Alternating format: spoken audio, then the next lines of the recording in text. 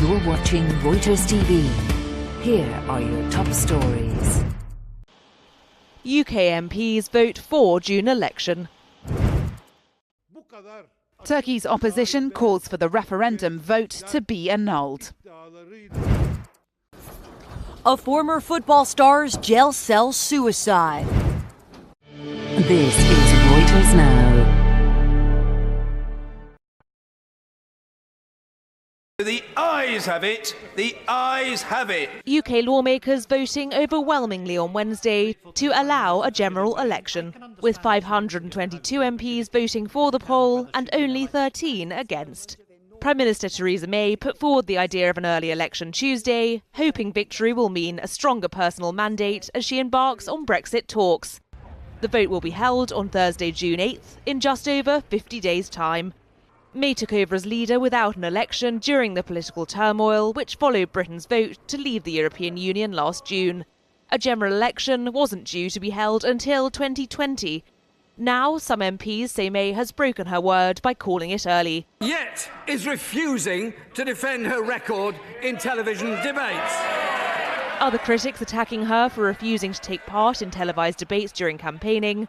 May saying her priority was to get out and meet voters instead. She is confident enough to call a general election against Jeremy Corbyn because she thinks it's the political equivalent of stealing candy from a baby. She's not confident enough to actually debate the likes of myself and others on the issues that actually matter. I think it shows a lack of confidence in the courage of her convictions.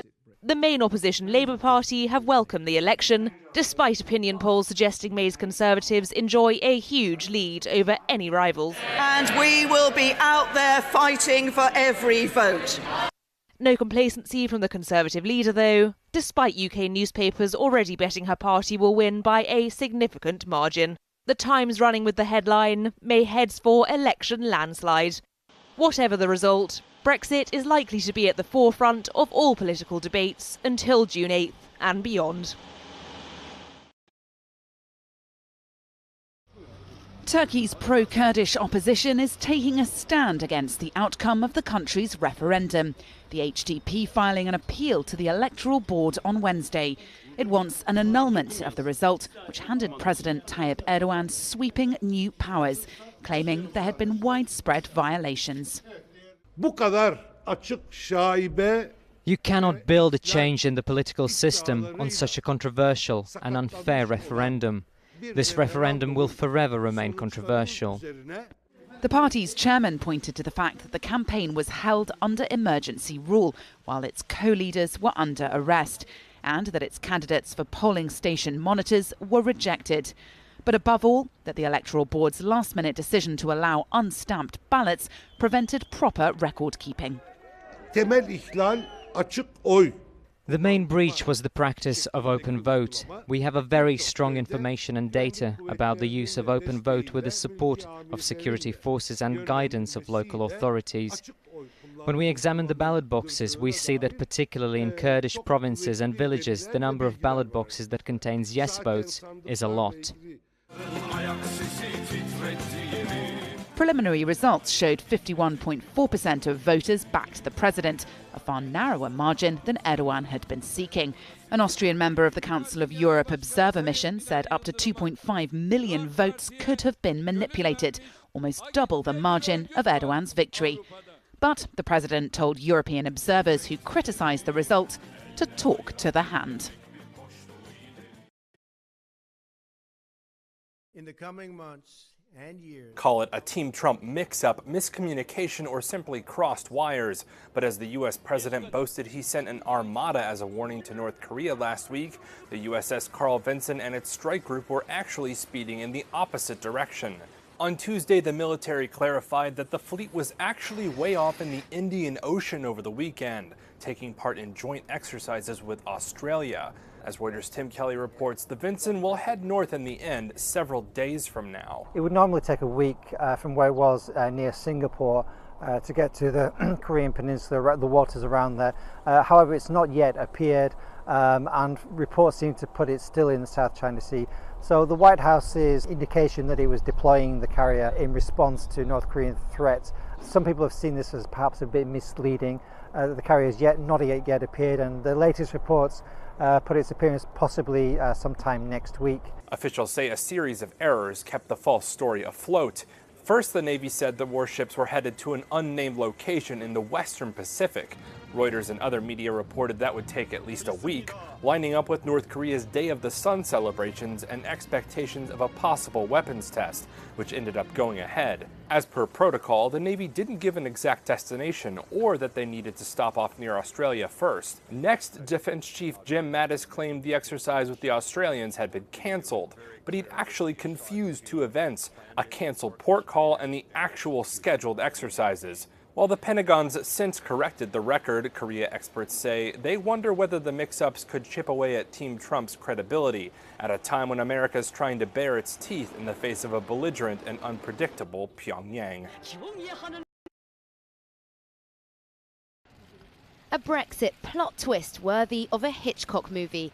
That's EU Council President Donald Tusk's take on Theresa May's decision to hold an election in Britain on June the 8th. But in Brussels, the U-turn hasn't been viewed as a horror story. Reuters bureau chief Alistair MacDonald is there.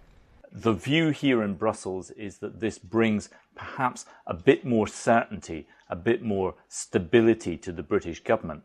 One of the key things that's been worrying people here is that there was so much division, not just in Britain as a whole with the referendum result last year, but inside Theresa May's own Conservative Party and inside her own government, including those who were going to be negotiating Brexit.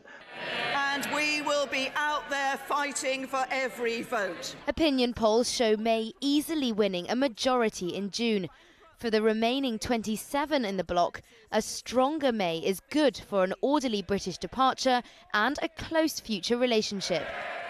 Some hope a bigger majority will also allow her to ignore more extreme voices within her own party. Can you unite the country?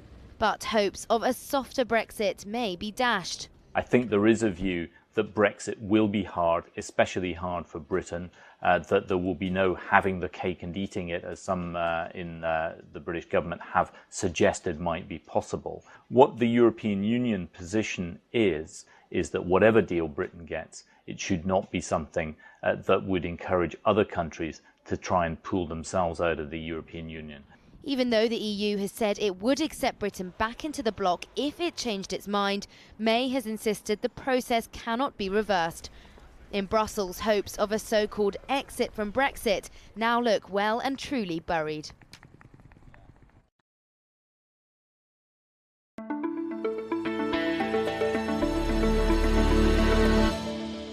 There are three things that a country needs: a strong economy, strong defence and strong, stable leadership. That's what our plans for Brexit and our plans for a stronger Britain will deliver. And that's what the Conservative Party will be offering at this election. And we will be out there fighting for every vote. Whereas the right honourable gentleman opposite would bankrupt our economy, weaken our defences and is simply not fit to lead. We welcome the general election, but this is a Prime Minister who promised there wouldn't be one. A Prime Minister who cannot be trusted.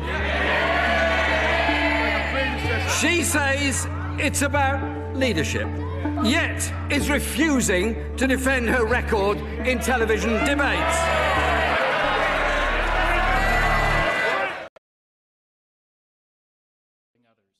Former U.S. President George H.W. Bush is back in a Houston hospital for treatment of a mild case of pneumonia.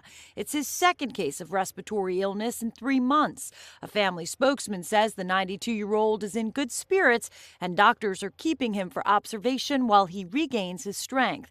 The elder Bush initially checked into Houston Methodist Hospital Friday with a persistent cough preventing him from getting proper rest. In January, the former president spent 2 weeks in the hospital with pneumonia. His 91-year-old wife, former First Lady Barbara Bush, had an overlapping stay at the same hospital for treatment of bronchitis. The couple have been married 72 years. Bush is the nation's oldest living ex-president.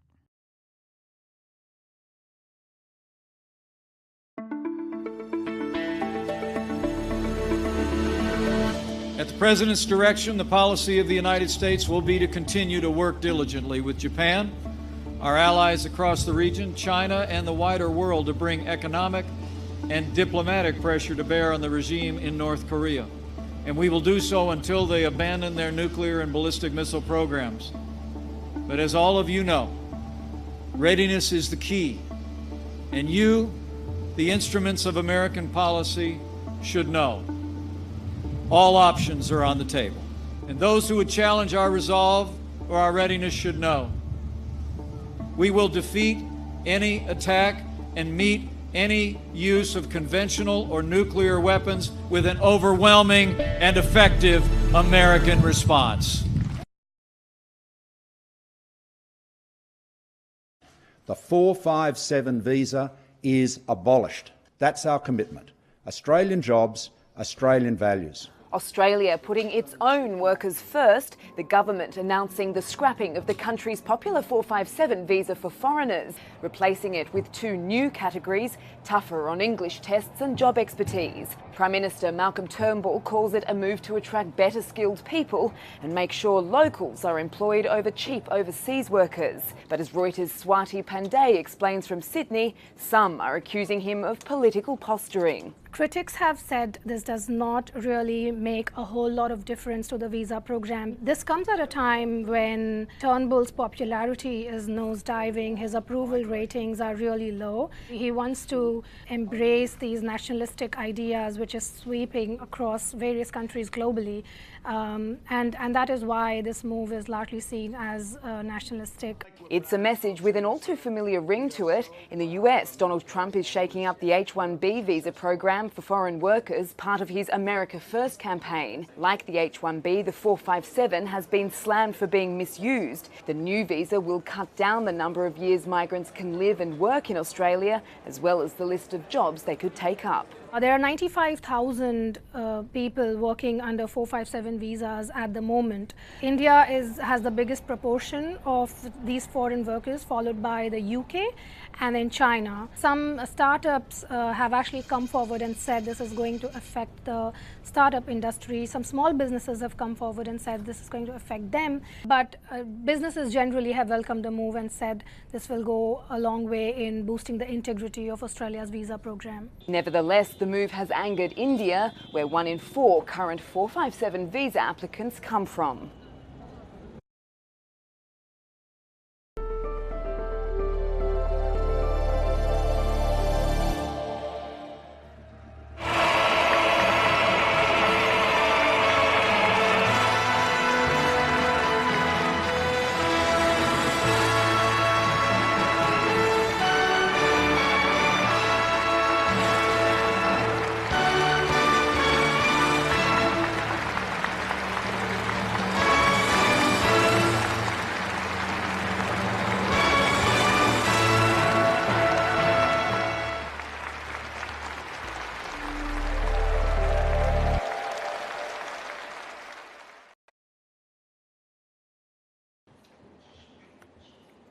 Former football star Aaron Hernandez is dead in an apparent suicide inside his prison cell.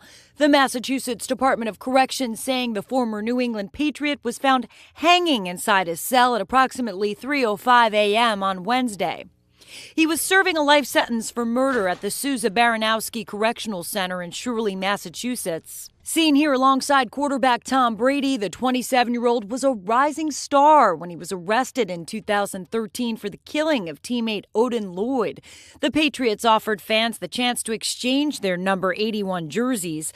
A little over a year later, he was charged again, this time with stalking and murdering 2 men after an altercation at a nightclub in 2012.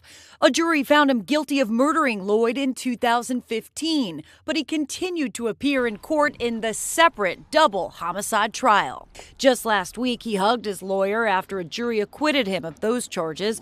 The celebration was short. He headed back to prison to finish out his life sentence. 5 days later, he was dead.